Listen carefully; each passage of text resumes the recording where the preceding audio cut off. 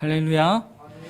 또 한 주간도 주님이 주시는 은혜 가운데 이 자리에 나와서 하나님 앞에 예배드릴 수 있도록 은혜를 베풀어 주신 주님을 찬양합니다. 여러분 혹시 운명이나 팔자를 믿으시나요? 네, 여기는 그런 분이 없으신 것 같아요. 근데 보통 영화나 드라마에서 보면 자주 사용되는 단어가 너는 내 운명이야 또는 아이고 내 팔자야, 이런 단어들이 심심치 않게 등장하고 사용되는데요. 여기서 운명이라는 것은 어떤 초인간적인 힘에 의해서 이미 정해져 있는 목숨이나 처지라고 국어사전에 말하고 있습니다.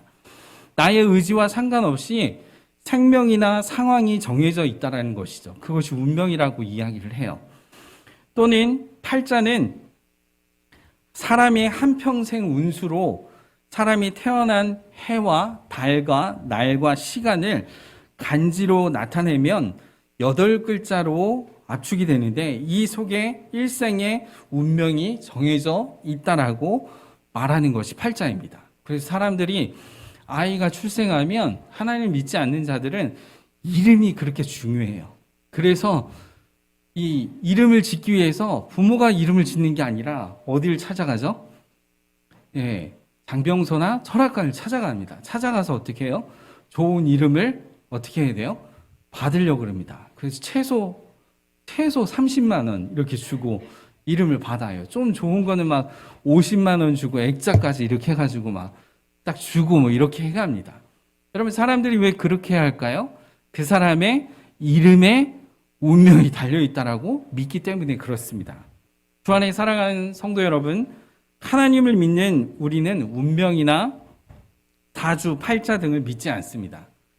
그냥 재미로 본다고 하는 분들도 있는데 우리는 온 만물을 창조하시고 주관하시는 하나님을 믿기에 재미로 보는 것조차도 허용해서는 안 되는 것이죠.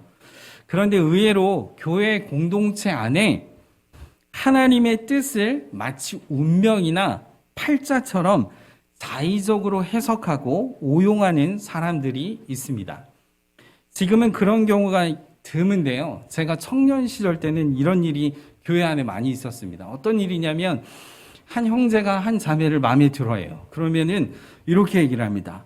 하나님께서 자매하고 결혼하라고 하나님이 말씀해 주셨다고, 하나님의 뜻이라고 이렇게 얘기를 하면서 기도해 보라고 이렇게 말하는 형제들이 간혹 있었습니다. 아니면은 자매와 결혼하는 것이 하나님의 뜻인지 아닌지 내가 지금 40일 동안 작전 기도하고 있다라고 이렇게 반협박적으로 이렇게 말하는 사람들도 있었습니다.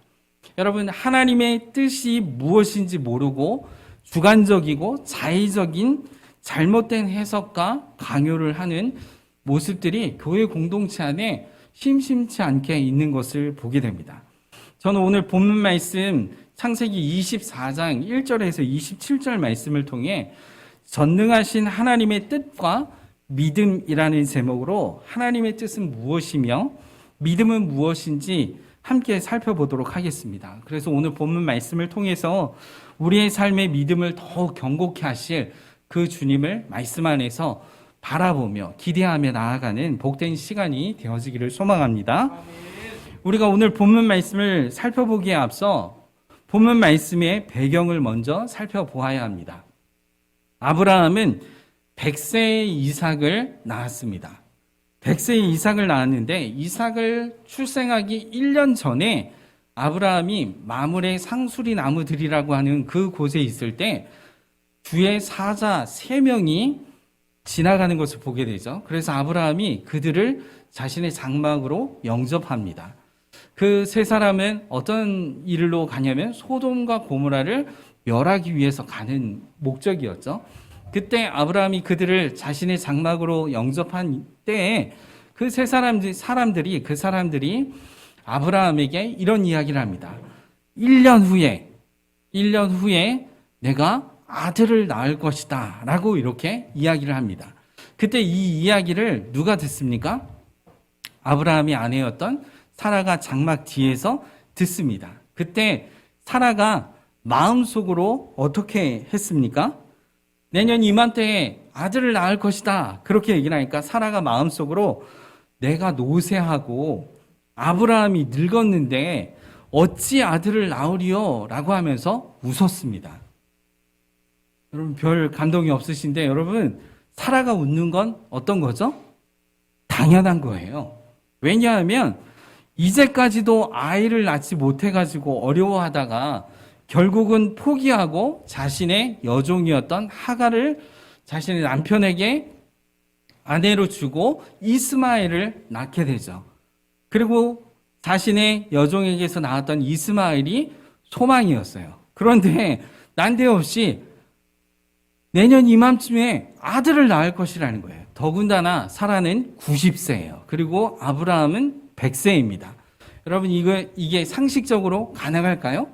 가능하지 않은 일이었어요. 그런데 하나님께서 주의 사자를 통해서 내년 이맘때 아들을 낳겠다라는 거예요.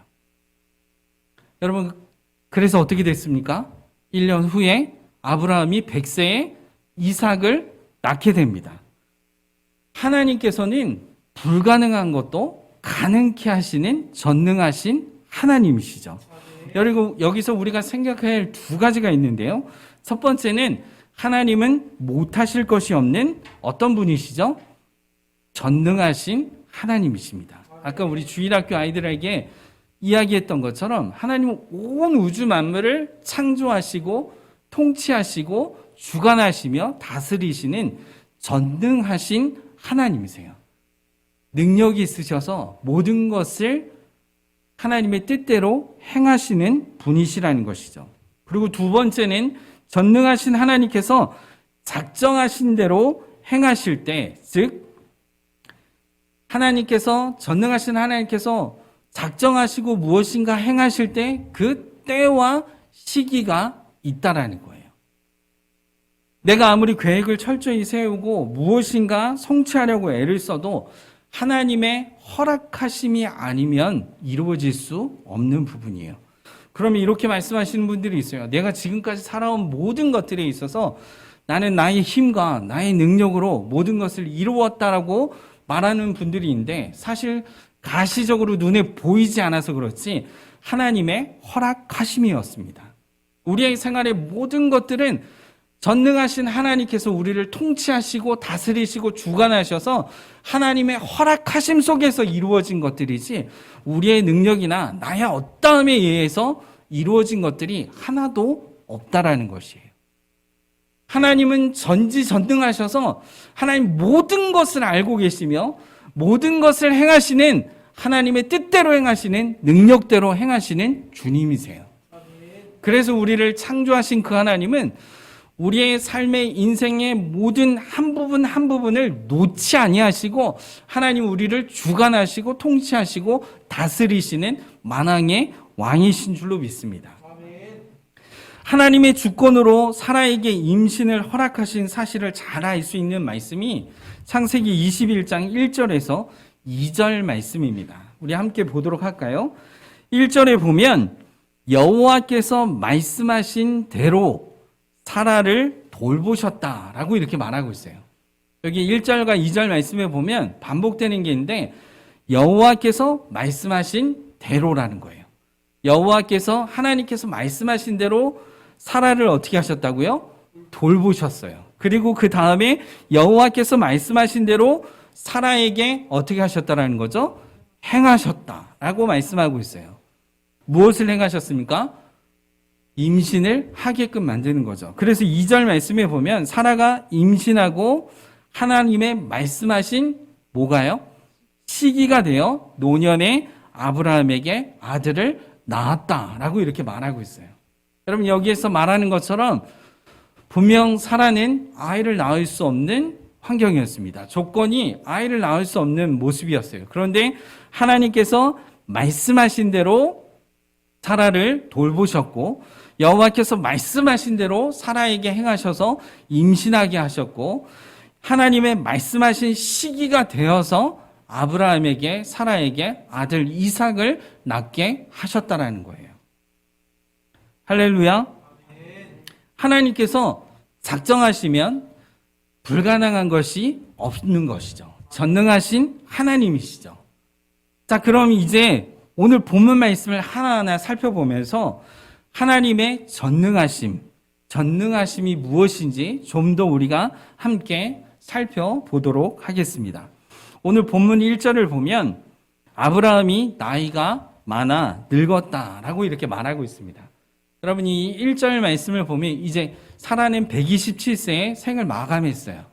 그리고 아브라함이 나이가 많이 들었다라고 이렇게 말하고 있어요. 그리고 자기 아들 이삭이 이제 결혼할 시기가 되었던 것이죠.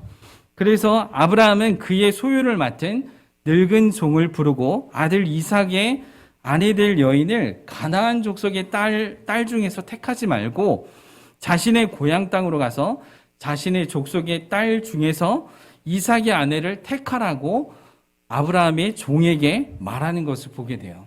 여기서 아브라함이 늙은 종에게 부탁하는 것은 아브라함과 함께 동고동락했고 아브라함처럼 모든 것을 결정하는 종을 말하고 있습니다.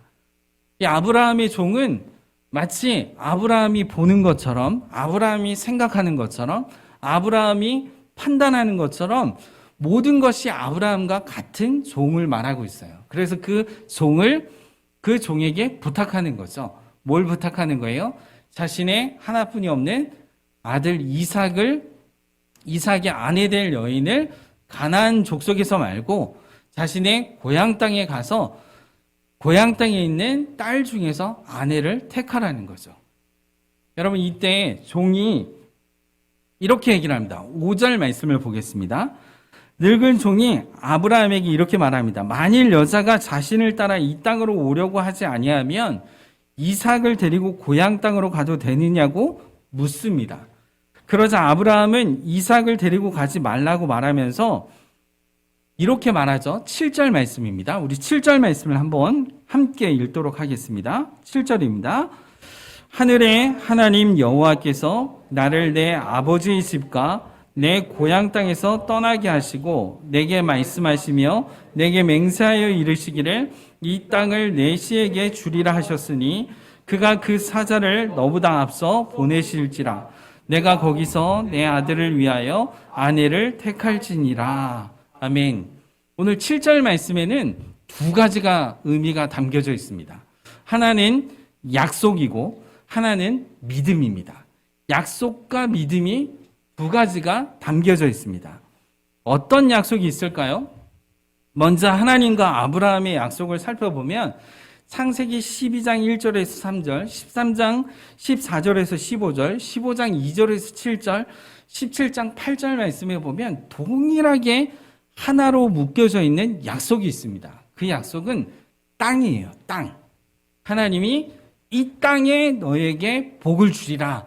그러니까 이 땅을 떠나지 말라라고 하는 복을 주세요. 우리 창세기 12장 1절에서 3절 말씀에 보면 여호와께서 아브라함에게 이르시되 너는 너의 고향 친척 아버지의 집을 떠나 내가 내게 보여줄 땅으로 가라. 내가 너로 큰 민족을 이루고 내게 복을 주어 내 이름을 창대하게 하리니 너는 복이 될지니라. 너를 축복하는 자에게 내가 복을 내리고 너를 저주하는 자에게 내가 저주하리니 땅의 모든 족속이 너로 말미암아 복을 얻을 것이니라 하신지라 라고 이렇게 말씀하고 있어요.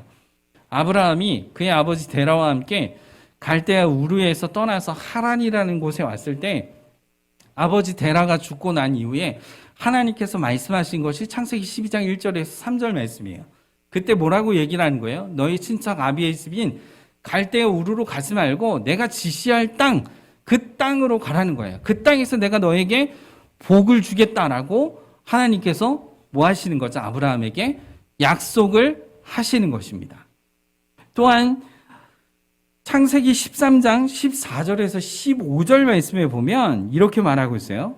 롯이 아브라함을 떠난 후에 여호와께서 아브라함에게 이르시되 너는 눈을 들어 너 있는 곳에서 북쪽과 남쪽 그리고 동쪽과 서쪽을 바라보라. 보이는 땅을 내가 너와 내 자손에게 주리니 영원히 이르리라 라고 이렇게 말씀하고 있습니다. 그럼 이때 이 시기는 어느 때냐면요.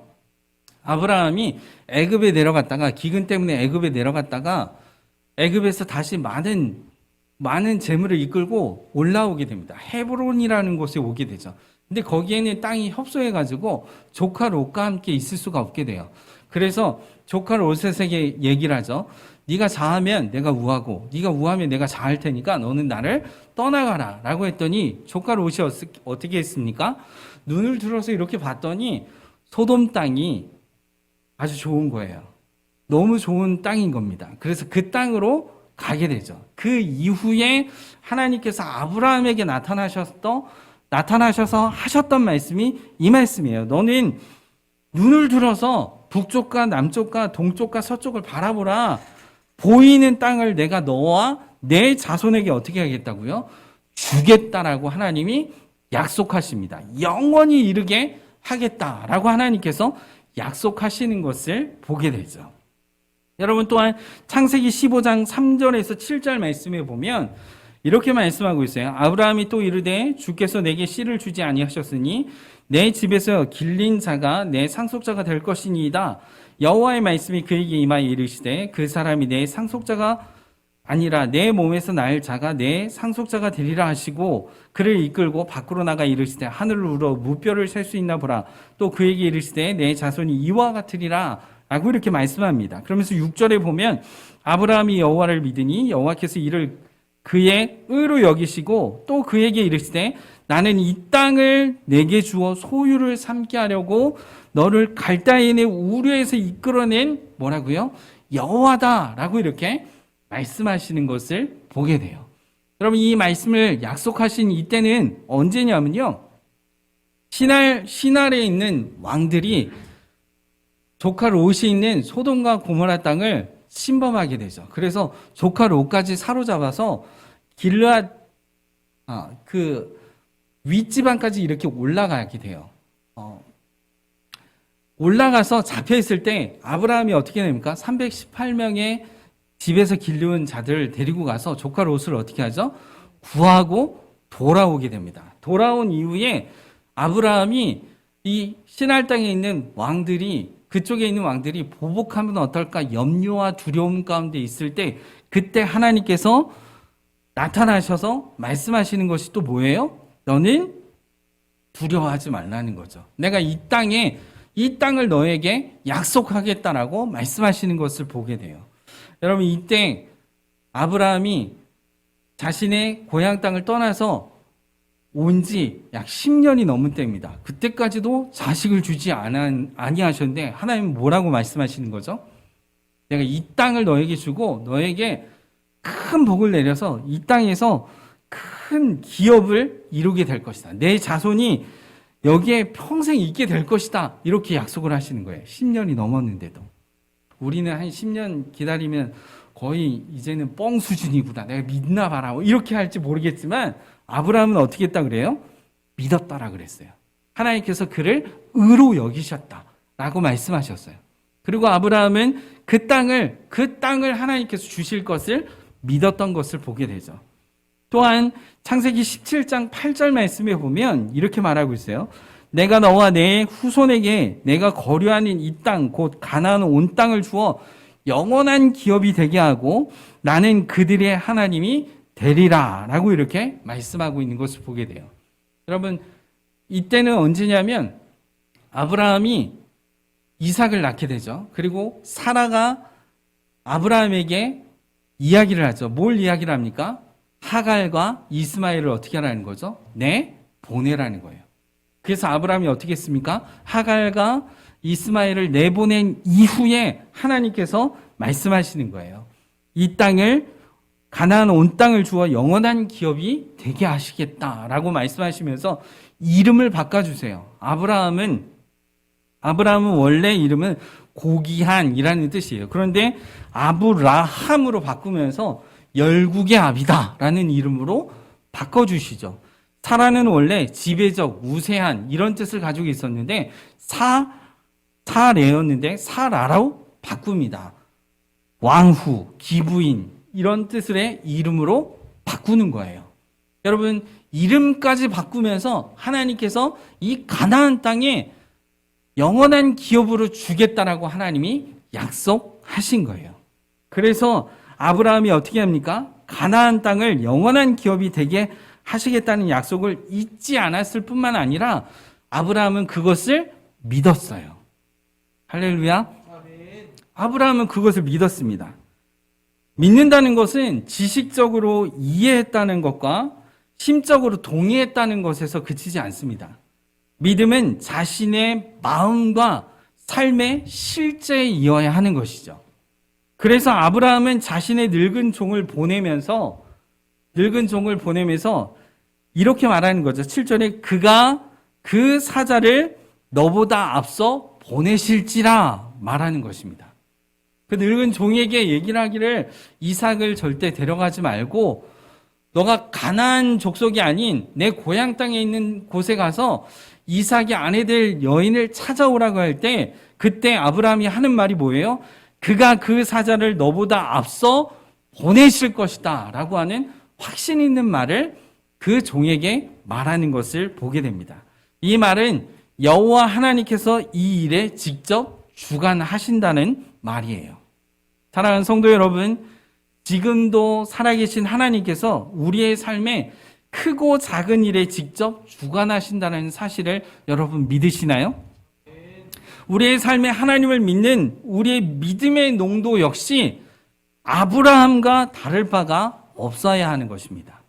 하나님은 우리에게 우리의 삶 가운데 함께 하신다는 것을 믿는다면 그 믿음이 아브라함의 믿음과 같은 농도로 하나님을 믿는 믿음 가운데 흔들리거나 절대 변할 수가 없겠죠.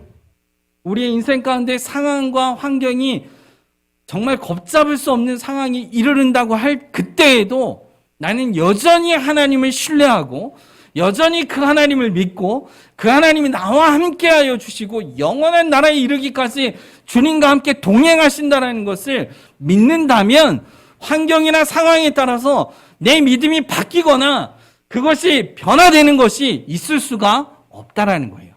아브라함이 믿는 것은 7절에 말하는 것처럼 그가 그 사자를 너보다 앞서 보내실지라, 이 말은 바로 이런 거예요. 믿음입니다. 확신입니다.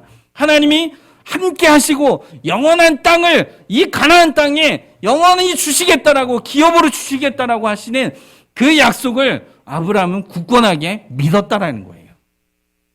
사랑하는 성도 여러분, 본문 10절을 보면 이에 아브라함의 종이 아브라함과 맹세하고 메소포타미아로 낙타 10匹를 끌고 떠났다는 것을 기록하고 있습니다. 여러분, 헤브론에서 떠나게 되는데 헤브론에서 메소포타미아 나홀성까지는 거리상으로 800km예요. 여러분, 800km면 서울에서 부산 왕복거리죠. 시간상으로는 20일 정도 걸리는 그런 거리에 있는 곳입니다. 그래서 11절을 보면 아브라함의 종이 나홀성에 도착하는데 그때가 언제라고 말하고 있죠? 저녁 때라고 아주 자세하게 말하고 있는 것을 보게 돼요. 저녁 때 도착해서 성막 우물 곁에서 낙타 10匹를 굴려놓고 그리고 그가 하나님께 기도하는 모습을 보게 됩니다. 그 기도의 내용이 본문 12절에서 14절인데 여기에도 약속과 믿음이 담겨져 있는 것을 보게 돼요. 12절에 보면 이렇게 말하고 있죠. 그가 이르되 우리 주인 아브라함의 하나님 여호와여, 원하건대 오늘 나에게 순조롭게 만나게 하사 내 주인 아브라함에게 은혜를 베푸시옵소서라고 이렇게 기도를 합니다.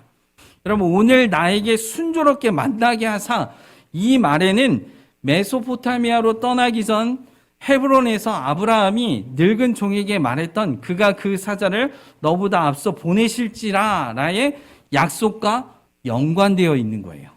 그러니까 아브라함의 종의 기도는 여호와 그분이 직접 주관하시는 것을 믿고 있으므로 오늘 자신에게 순조롭게 만나기를 간구하는 약속에 근거한 믿음의 기도를 하는 것이죠. 이 기도는 자기 중심적인 기도가 아니라 하나님의 뜻을 온전히 구하는 기도였던 것을 알 수가 있어요. 여러분, 여기서 우리가 알아야 될 것은 아브라함의 종은 자신의 경험이나 자신의 어떤 상황을 판단할 수 있는 자신의 능력이나 어떤 시기나 이런 것을 따진 것이 아니라 그냥 온전히 하나님을 믿기에 그가 먼저 그의 사자를 먼저 보내실 것이라고 하는 그 믿음을 종도 믿었기에 오늘 나에게 순조롭게 만나게 하기를 원한다라고 기도하는 것은 아브라함의 종의 마음 가운데 나의 어떤 능력을 다 배제하고 내 뜻이 아니라 하나님 당신이 이루어 가시기를 원합니다. 하나님 반드시 이루실 것을 믿는데 하나님 나의 어떠함에 근거를 두는 것이 아니라 하나님이 이루어 주십시오. 하나님이 이끌어 주십시오. 자신의 어떠한 것이 0.1%도 들어가지 않는 거예요. 여러분 우리의 기도가 이렇게 되어야 됩니다. 어떤 상황을 만나게 되면 환경을 만나게 되면 내 머리로 막 굴리는 거죠. 이렇게 해볼까 저렇게 해볼까 이렇게도 해보고 저렇게도 해볼까. 여러분 그게 아니라 먼저 해야 될 것은 하나님 이 상황과 환경 가운데 주님의 뜻을 구합니다. 주님이 원하시는 것이 무엇인지 주님이 뜻하시는 것이 무엇인지 주님께 구합니다. 하나님 은혜를 내게 베풀어 주십시오. 나의 주인이며 나의 왕이며 나의 모든 것 되시며 나의 통치자 되시고 전능하신 하나님이시는 것을 내가 믿사온데 하나님의 뜻을 구합니다. 그 결과가 내가 원했던 것이 아니어도 내가 바랬던 것이 아니어도 하나님이 뜻하신 대로 내 그것에 순종하고 그것을 따르겠습니다. 라고 하는 이 믿음의 기도가 우리의 기도가 되어야 될 줄 믿습니다. 내가 원하는 방향을 이미 설정해 놓고 하나님 이거 이루어 주셔야 돼요. 이거 안 이루어 주시면 안 됩니다. 저 이번에 이거 안 되면 정말 큰일 나요. 여러분 이건 믿음의 기도가 아닌 거예요. 온전히 하나님께 자신의 모든 것을 맡기는 겁니다. 하나님께 뜻을 구하는 것이죠. 오늘 13절, 14절 말씀에 보면 아브라함의 종의 기도를 살펴보면 자신의 뜻이 아닌 하나님의 뜻을 구하는 것을 볼 수가 있어요. 성중 사람의 딸들이 물길로 나오겠사오니 내가 우물 곁에 서 있다가 한 소녀에게 이르기를 청하건대 너는 물동이를 기울여 나로 마시게 하라 하리니 그의 대답이 마시라 내가 당신의 낙타에게 마시게 하리라 하면 그는 주께서 주의 종 이삭을 위하여 정하신 자라 이로 말미암아 주께서 내 주인에게 은혜 베푸심을 내가 알겠나이다. 아브라함의 종은 하나님께 이삭을 위해 정하신 여인을 눈으로 알 수 없으니 하나님께서 가시적으로 보여달라고 간구하는 것이에요. 그리고 그 가시적인 표시를 자신과 자신의 약대에게 물을 먹이는 여인으로 정한 것뿐입니다. 여러분 자신의 어떠한 뜻이 들어간 것이 아니에요. 온전히 하나님을 바라보는 것이죠. 우리 일생에서 무엇인가 결정을 내려야 하는 경우 상황과 환경을 고려해 자신의 경험과 의지로 합리적인 결정을 합니다. 그런데 지금 아브라함의 종의 마음의 태도는 자신의 합리적인 경험과 의지를 배제하고 온전히 하나님의 뜻에 맡기는 기도인 것입니다. 그래서 14절 마지막에 이로 말미암아 주께서 내 주인에게 은혜 베푸심을 내가 알겠나이다 이렇게 고백하는 것을 보게 되죠. 여러분 여기서 안다라는 것은 일반적인 알을 말하는 것이 아니라 원어에 보면 야다라고 되어 있습니다. 이 야다는 어떤 경험을 통해서가 아니라 내가 생각해서 아는 것이 아니라 내가 인식해서 아는 것이 아니라 하나님께서 직접 접촉을 통해서 상대방에게 아는 것을 말해요. 그러니까 야다라고 하는 것은 부부가 서로 아는 것 농도입니다. 그 정도의 농도입니다. 하나님께서 행하시는 것을 알겠다라는 거예요. 사랑하는 성도 여러분, 저는 이제 협동 목사로 있지만 저는 원래 담임 목회를 하고 있었어요. 목회 잘하고 있었어요. 어느 날 복음학교라고 하는 곳에 선교단체에 가서 제가 섬김을 하는데 첫날부터 주님이 저에게 말씀하시는 거예요. 딴 데 없이 뜬금없이 사랑하는 아들 명진아 너 목회 내려놓으면 안 되겠니? 그런 마음을 제게 주셨어요. 여러분 제가 목회를 잘하고 있는데 너무 좋았는데 뜬금없이 주님이 저에게 제 마음에 너 목회 내려놓으면 안 되겠니? 이렇게 말씀하시는 거예요. 아무도 안 놀라시는군요. 여러분 직장 다니는데 주님이 어느 날 직장이 막 너무 잘 되고 있는데 너 그거 좀 내려놓으면 안 되겠니?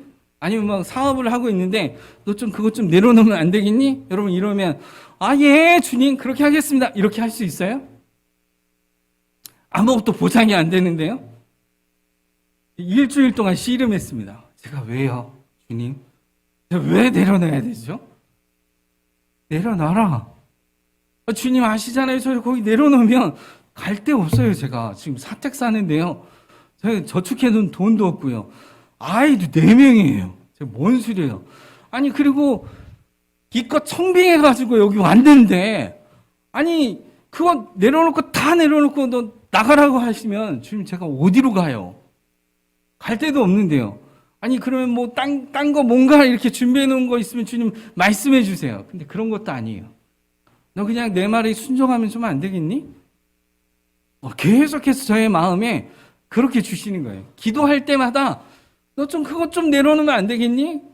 제 머리가 너무 복잡했습니다. 마지막 금요일쯤 되었을 때는요. 그냥 예 주님 내려놓겠습니다.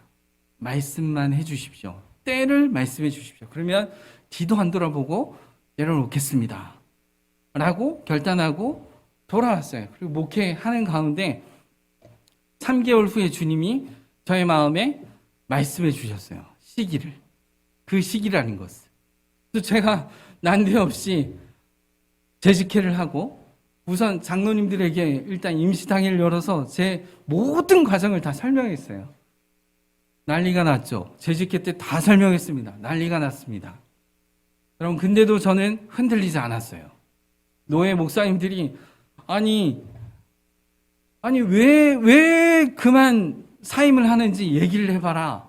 납득이 안 간다. 왜 청빙을 가서 위임식까지 하고 4년 만에 왜 내려오는지 그 이유를 설명하라. 주님이 말씀해 주셨어요. 선교훈련 받으라고요. 그래서 저는 수많은 사람들의 이야기를 들었습니다. 너무 감정적이다. 아니면 성경을 모른다. 뭐 이런 얘기까지 들을 정도로. 저의 마음은 흔들림이 없었습니다. 주님 말씀하시니까 거기에 순종했어요. 그리고 사임을 했습니다. 갈 데가 없었어요. 저희 부모님도 넉넉하지 않아서 판자촌에 사셨기 때문에 전 그냥 제 아내는 훈련 받으러 6개월 동안 어디 훈련센터에 들어가고 제 아이들도 선교 훈련센터에서 하는 학교에 기숙사 생활하고 셋째는 그냥 장애 학교에 있는 그 기숙사에 들어가고 막내하고 저만 저희 어머니 댁에 들어갔어요. 아무것도 뭐 하는 게 없었어요. 주님이 저에게 말씀하신 건 너 거기에 그냥 내려놓고 순종하라. 답이 없었어요. 생활하는 것 자체도 없었어요. 나중에 알게 되었습니다. 주님 왜 저를 그렇게 부르셨는지. 주님이 저에게 말씀하신 것은 그거였어요. 목회 내려놓고 선교사로 나갈 것에 대한 마음을 주셨어요. 그리고 선교 훈련을 받았습니다. 그리고 전 선교 훈련 받고 거기에서 계속 있을 줄 알았는데 주님이 또 나오라고 또 말씀해 주셨어요. 나왔어요. 아무 보장되는 게 없었어요. 제가 몇 번 말씀드렸는지 모르겠어요. 저는 나와서 목회자로만 살아왔기 때문에 할 수 있는 게 아무것도 없었는데 오토바이 배달했습니다. 9개월 동안 제가 오토바이 배달했어요. 주님, 아니 목회 잘하고 있었는데 왜 나를 이렇게 나오게 하시고 선교훈련 받게 하시고 몇 년 동안 선교훈련 받게 하시고 이제는 오토바이 타는 겁니까? 이게 뭡니까 주님? 이런 저의 마음에 너무 어려움이 있었는데 그때마다 주님 말씀하신 건 내가 너와 함께한다 였어요. 배달을 그만하게 하시고 지금 살고 있는 평택으로 오게 하신 다음에 또 이번에는 트럭을 몰게 하셨어요. 네, 새벽 4시 반에 일어나서 트럭 몰고 나가서 짬밥 처리하는 거. 짬밥 이렇게 수거해 오는 트럭을 9개월 동안 했어요.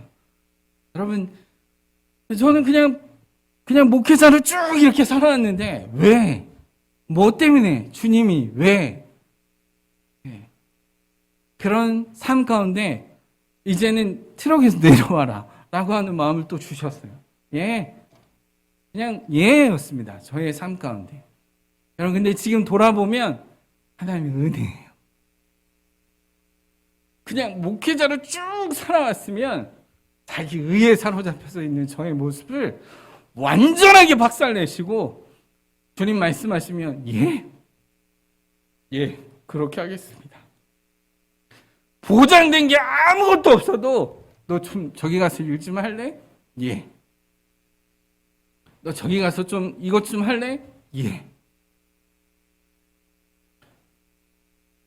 세종남북교회로 오기 전까지도 집 근처에 있는 교회 한 달을 나갔습니다. 그 교회 목사님이 저 목회자라는 것을 알고 있어서 사모님과 함께 식사 좀 하자 그러면서 한 번은 부르셨습니다. 부르시더니 진심으로 얘기를 하는데 우리 교회 담임 목사를 나 대신 좀 해주면 안 되겠냐고 부탁했어요. 그냥 뭐 부족함이 없는 교회입니다. 예배당 건물도 있고 성도님들도 많고, 근데 청빙도 아니고 그냥 한 달 나가서 목사님과 좀 대화 나누고 그랬는데 당신이 좀 와서 여기 담임 목사로 좀 하면 안 되겠냐고.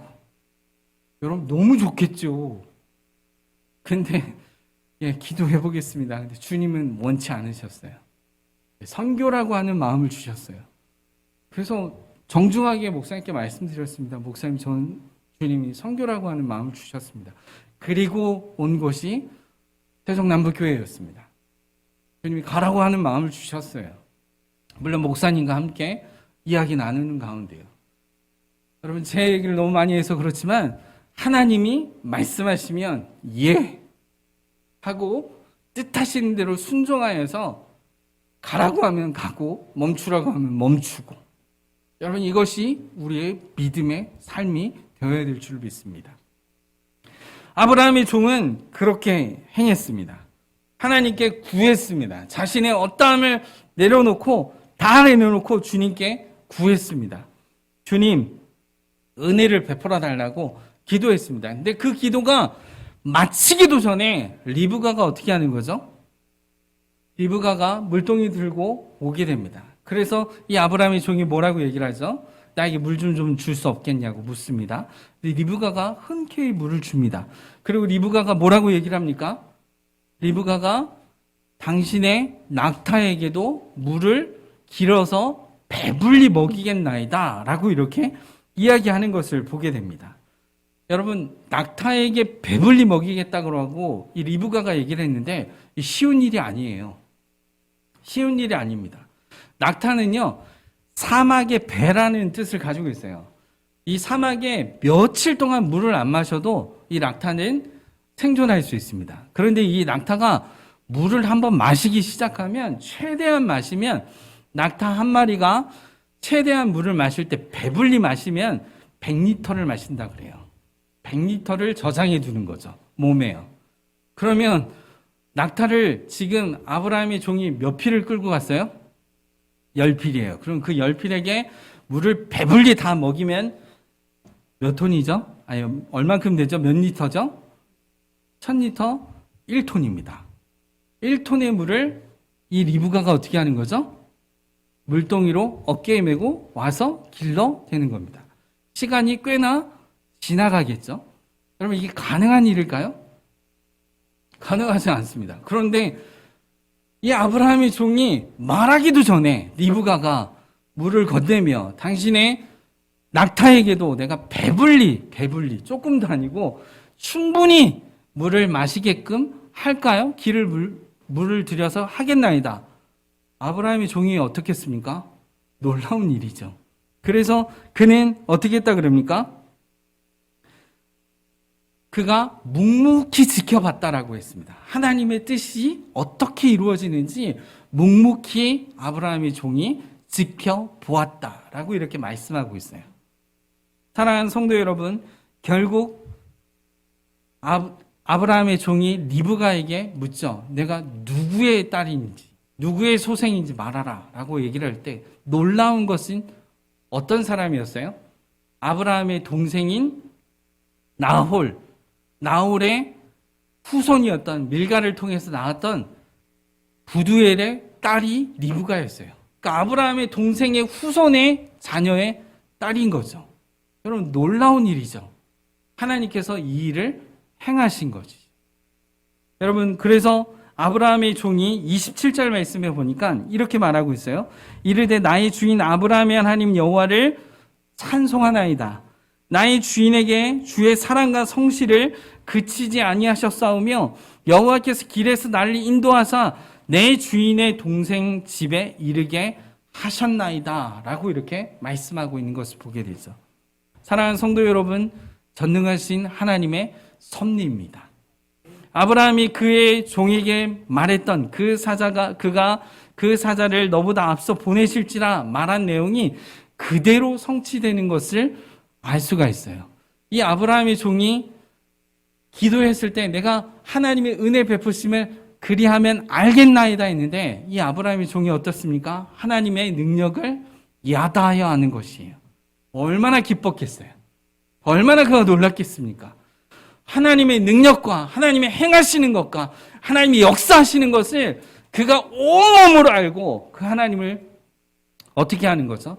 찬양하고 그분을 높여드리는 이 아브라함의 종의 모습을 보게 됩니다. 이제 말씀을 맺겠습니다. 하나님은 전능하신 분이십니다.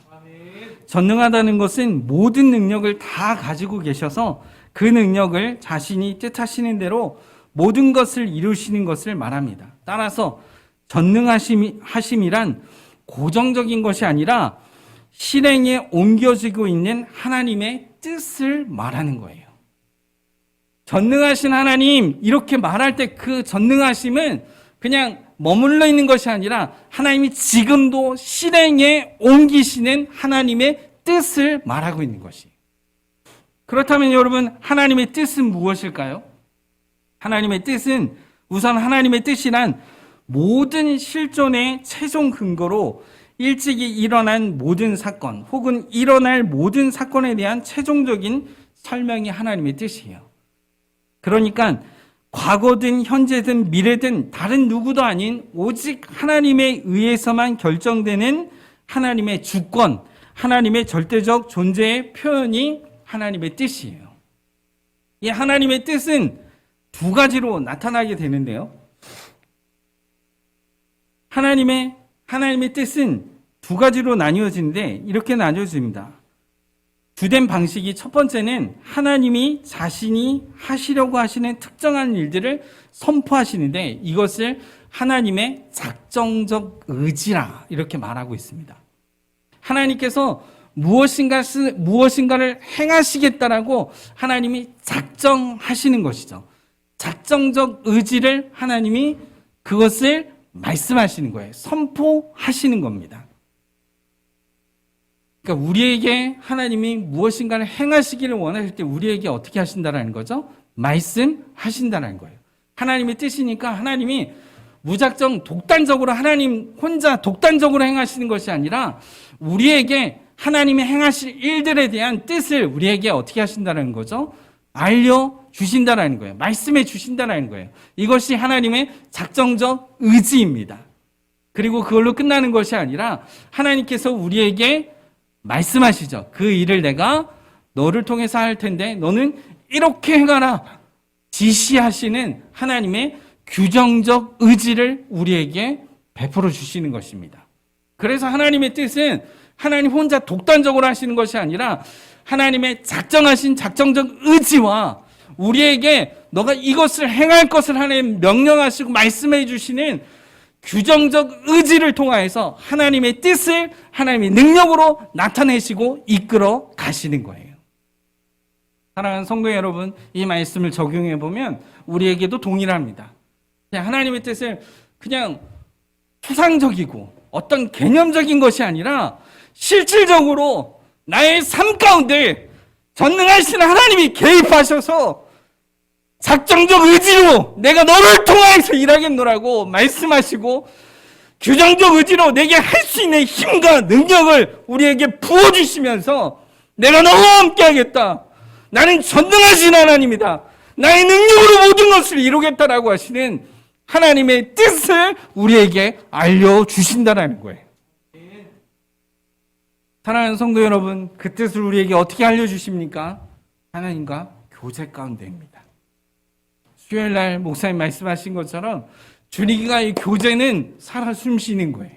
우리의 신앙의 근본은 나 혼자 무엇인가 율법적으로 행동을 하고 내가 지난 과거에 무엇인가 이루어놨던 것이 보장이 되어서 하는 그런 신앙이 아니라 지금 현재 나의 삶 가운데 내 심령 가운데 주님과의 교제 가운데 그분이 말씀하시고 그분이 뜻하시는 대로 예하고 순종하며 달려가는 그 삶, 그 교제 가운데 하나님이 능력으로 일하시는 줄로 믿습니다. 그 삶을 누리며 그 삶을 주님과 함께 동행하며 그 삶을 충분히 누리는 저와 여러분의 삶이 되어지기를 예수 그리스도의 이름으로 축원합니다. 기도하시겠습니다.